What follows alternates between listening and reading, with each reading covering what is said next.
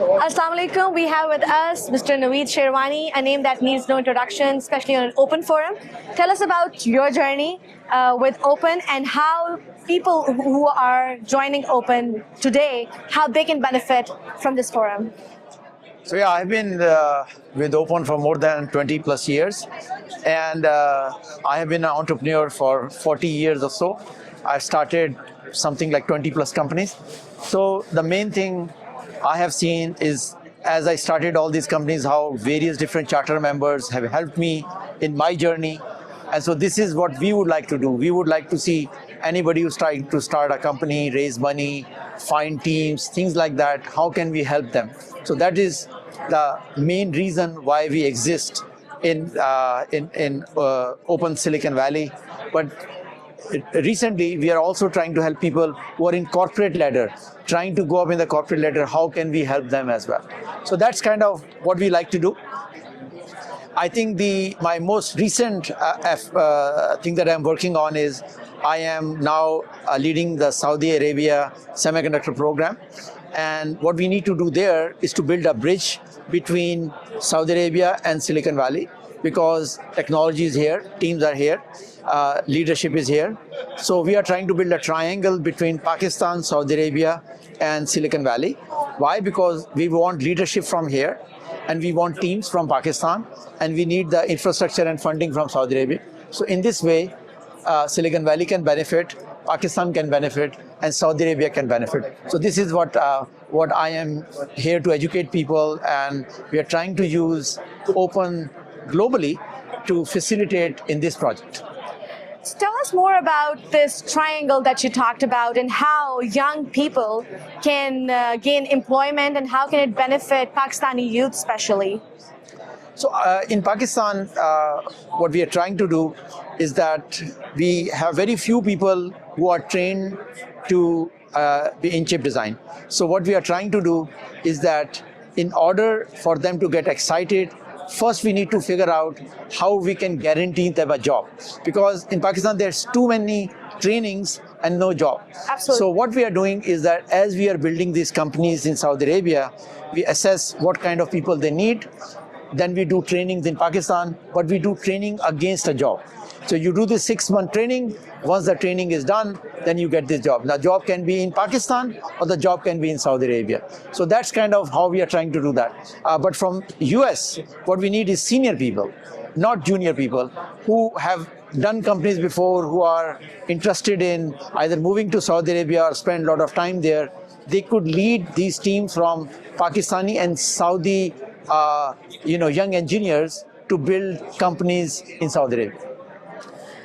Can you tell us more about how the tech landscape is transforming in Saudi Arabia? I think a lot of people are aware of it, but most of the people don't know how things are transforming. And how is it going to affect the region, especially the Pakistani region and the Muslim diaspora?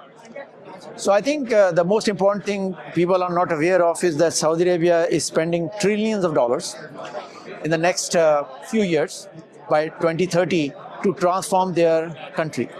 This transformation is a transformation that in human history, no such transformation has happened.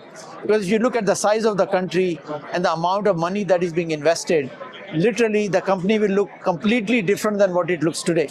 Which means there is opportunities in every sector, be it tourism, be it hospitals or schools or trading or semiconductor, name anything, opportunities exist. And they are taking a very tech-savvy or tech-heavy approach. So what they want to do is to use technology to transform. So if you're building a school, it's a technology-driven education. If it is hospital, it is digitally health. So actually the opportunity for young people is to come participate in that whole economy. They are going to have something like 10 million people come into Saudi Arabia and live in Saudi Arabia to add to their population in the next 5 years. So I think, yeah, if you are interested in looking at new job opportunities, mostly in technology, I think Saudi Arabia could be a great place to be right now. Wow, that is something. So tell us one more thing, that as you said that you're looking for leaders, not for younger people. You yourself are the network, I think. You're yourself the bridge. between so many factors, Pakistani, Silicon, there's no Silicon Valley, but semiconductor industry and the Silicon Valley and Saudi Arabia. So what is your message for the upcoming aspiring leaders as someone who has done the bridging which seemed impossible a decade ago, how they can be more effective leaders, and what kind of role they can play in connecting communities like these? I think the most important thing, I think that young people should learn, at least what I would like to suggest, what I have done, and I think I found it effective. I don't build relationships for any purpose. Relationships that are built for a specific task or purpose, to me, are very short-lived relationships. I think the best relationships that I have are with the people. I had no purpose for that. I reached out to some person. Sometimes you like the person, sometimes you don't like the person. You cannot build relationships between people who don't like each other. So I think you should try to meet as many people as possible and try to build relationships for no purpose.